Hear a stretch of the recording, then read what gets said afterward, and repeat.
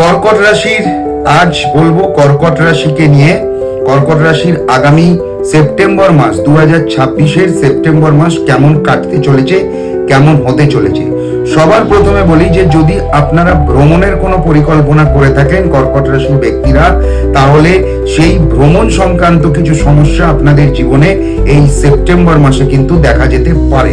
এছাড়াও পারিবারিক দিকে বেশ কিছু সমস্যা বৃদ্ধি হবে, তবে সেগুলো নিজেরা একে অপরের সাথে বসে কথা বলে মিটিয়ে নেওয়াই ভালো। অযথা কোনো রকম বাড়াবাড়ি না করে, আরো 5 জনের সাথে সেই বিষয়কে আলোচনা না করে নিজেদের পরিবারের মধ্যে বিষয়গুলোকে যদি মিটিয়ে নিতে পারেন, তাহলে কোনো রকম কোনো আইনি জুট ঝামেলার সম্মুখীন আপনাদের হতে হবে না। এছাড়াও কর্কট রাশির জাতক জাতিকা যারা আছেন, তাদের এই মাসটি কর্মের জন্য অত্যন্ত শুভ, তবে ব্যবসার জন্য বেশ চ্যালেঞ্জিং একটি মাস, কারণ ব্যবসায় এই মাসটি তাদের একটু আপস এন্ড ডাউন দেখা দেবে।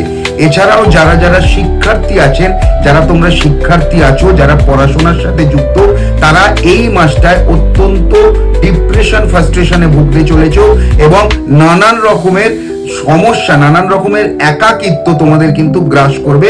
সুতরাং এই মাসটা যতটা পারবে ততটা মন খুলে আনন্দে থাকার চেষ্টা করো এবং প্রয়োজনে তোমরা তোমাদের বাড়ির যে গার্জিয়ান আছে, তোমাদের পরিবারের যে বড় বড় সদস্যরা আছেন, মা বাবা দিদি দাদা কাকা কাকিমা জ্যাঠা জেঠি যারাই আছেন, তাদের সাথে যখনই সময় পাবে সেই সময়টা তাদের সাথে কাটানোর চেষ্টা করো। তাতে তোমাদের অত্যন্ত ভালো হবে এবং অত্যন্ত একাকিত্ব তোমাদের গ্রাস করবে, সেখান থেকে তোমরা মুক্তি পাবে।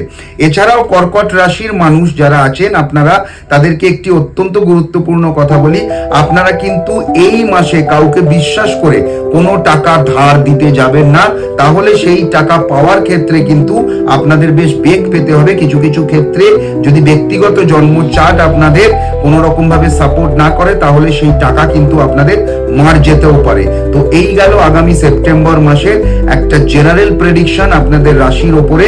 তো আপনারা সকলে সুস্থ থাকুন, ভালো থাকুন, সচেতন থাকুন।